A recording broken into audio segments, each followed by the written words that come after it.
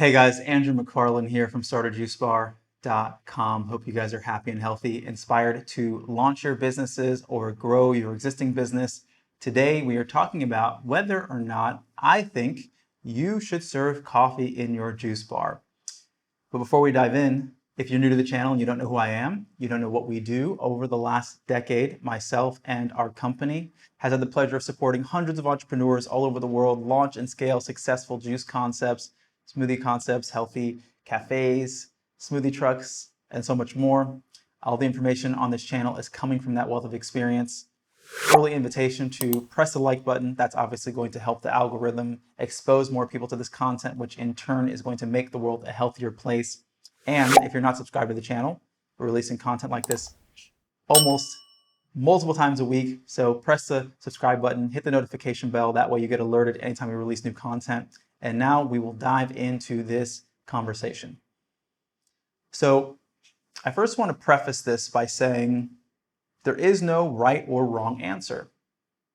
There is only the right answer for you. And hopefully by the end of this, my intention is that you have more clarity on what feels most aligned for you based on your business model, based on your business values. So this question comes up from people in the community, came up for me, comes up for our clients. So how do I usually navigate this?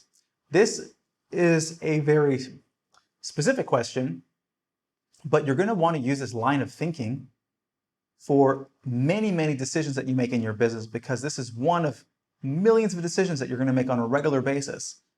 Okay, what kind of packaging you're going to use, how you design your store, what you prioritize in your spending.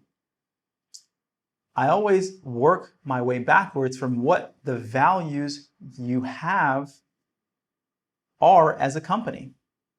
So if your intention is to support people's health, then you want to support people's health. Now that can look like a lot of different things. Some people have this question around conventional or organic.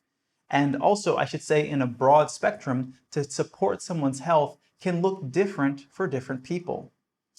Because that's a broad idea. What does it mean to be healthy and what's going to support someone being healthy? Some people have the philosophy that offering coffee is sometimes a bridge to get people into the store to help them buy other things. That might be juices and smoothies later on and go on juice fasts and otherwise. Some people purely do it as a monetary decision, saying, we know coffee has a lot of demand, happy to serve it, that's why I do it. Me personally, my own businesses, I never did it because I didn't feel the need to, and I know that coffee is quite acidic, people don't need to be on it, and if I could get someone on an alternative to coffee, that was my objective.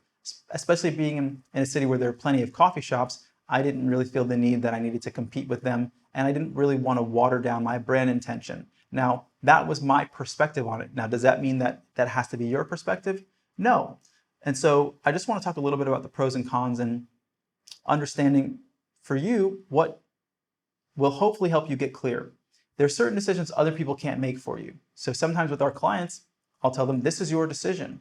You get to decide what feels good for you because it's your company, it's your brand. And so sometimes you have the freedom, and sometimes freedom also creates the burden of having to be accountable for all of the things that you decide to do. And whether you serve coffee is one of those things. Now, some of you might be like me and say, you know what, I won't serve coffee because I don't want to have anything in my juice bar that I feel like might not be fully supportive to people's health.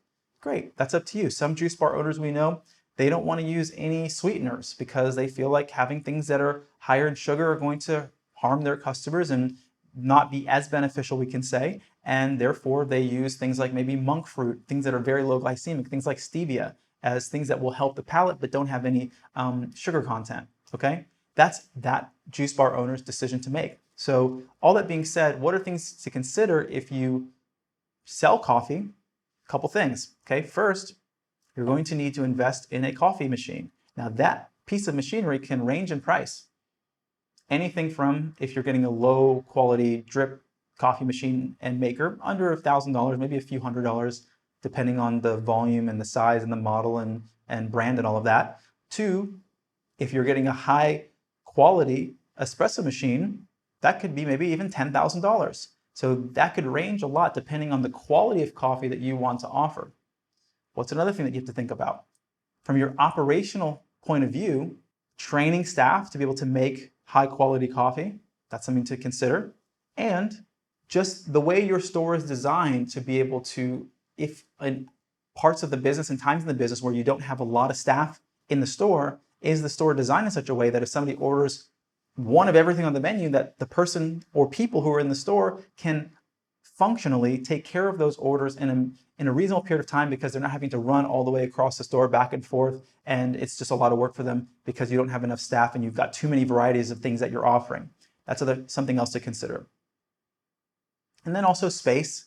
Do you have the space for it? Because it does not take up a lot of space, but everything has its components, right? Because when you start adding coffee, okay, now you need an espresso machine that's going to take up a certain amount of space. You're going to need cups for coffee. You're going to need lids. You might need stir straws. You might need, other particular items for people, condiments for people to add to their coffee, whether it's cinnamon and things that you'll probably have anyway. But it's just a matter of understanding a lot of times these decisions that you make have components. There are all of these elements that are connected to every single decision that you really want to be thinking about, from employees and the skills that you need, training those employees to get proficient at those roles.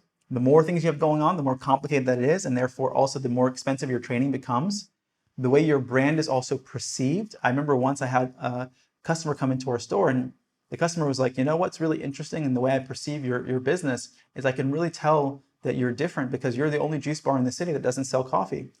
Now, I don't know if a lot of people had this perception, and that was an interesting thing for that person to say, but also understand that people in the world of health and in many areas, the statement has been made that specialists make more money than generalists.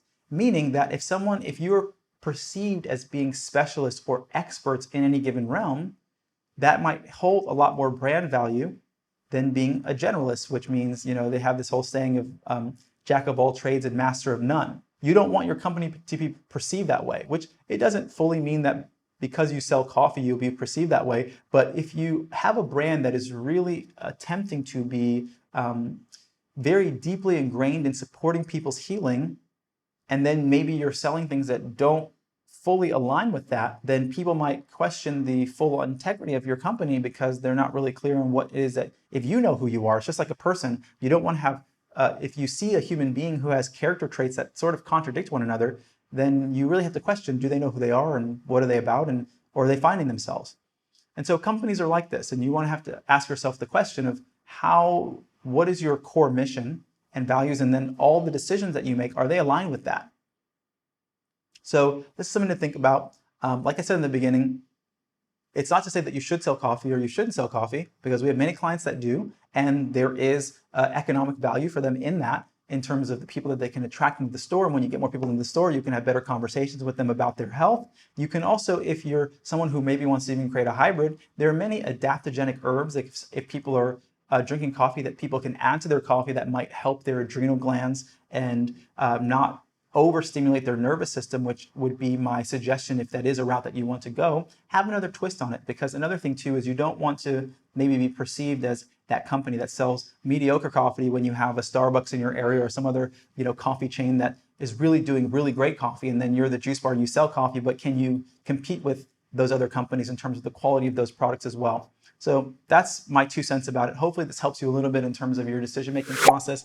If you guys are new and you still haven't subscribed, subscribe, notification bell, hit the like button. If you guys need help with any part of your business development, we have a full spectrum development firm and consulting agency. Reach me personally at Andrew@StartAJuiceBar.com. Happy to have a conversation about how we can assist you with everything from your brand and menu development all the way to training your staff on site and more. So last 2 announcements: follow us on Instagram. If you're not following us on Instagram, questions or comments, put in the comment box below. I'm curious of what your perspective is. If you guys are going to sell coffee or you're not, put in the comment box below why that is. And then lastly, we have a podcast on Spotify and on iTunes, the Juice Bar Experts podcast. Really easy to find us.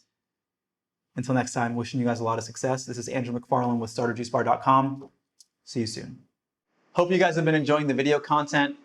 If you are inspired to launch your juice business, but you're not exactly sure what steps to take, for you, we've created a free ebook, 15 Steps to Starting a Juice Business from Scratch. This is going to give you a high-level overview of everything you need to do from where you are now all the way to opening your business. Now, if you want to go even deeper, we've created an online course, the Juice Bar Master Blueprint. This is going to go into great detail into every aspect of starting your business, everything from branding to menu development to finding the right location, the equipment that you need, and so much more, all the way to launching your business. There's links for both of these in the description below. I know you're going to find a lot of value out of them. As always, hope you guys are happy and healthy, wishing you a lot of success, and I'll see you at the next video.